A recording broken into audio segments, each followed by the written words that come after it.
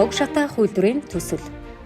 Хотын төвлөрсөн хог хаягдлын цэгүүдэд хөрсний бохирдол үүсч, үүнийг дагаад Улаанбаатарчуудын эрүүл мэнд аюулгүй байдал хөндөгдөг болсон. Тэр дундаа нийт бохирдлын 50 орчим хувийг Улаанбаатар дангаараа бий болгодог.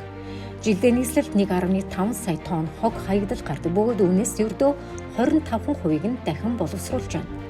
Хог шатаач эрчим хүч үйлдвэрлэх төслийг морингийн даваа болон цагаан давааны төвлөрсөн хогийн цэгийг түшиглэн барихаар техник эдийн засгийн үндэслэлийг боловсруулан ажиллаж байна.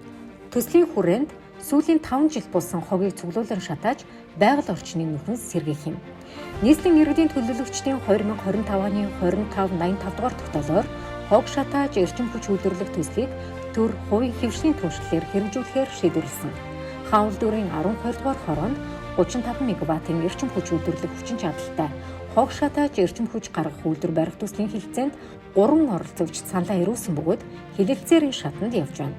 Төсөл хэрэгжснээр гэр хорооллын 2333 яндан устнаа гэсэн тооцоо гараад байгаа юм. Морингийн давааны үйлдвэрийн хүчин чадлын хувьд жилдээ 1.5 сая тонн хог шатааж 34 мегаваттын эрчим хүч үйлдвэрлэх хүчин чадалтай байх урьдчилсан тооцоолол гараад байна.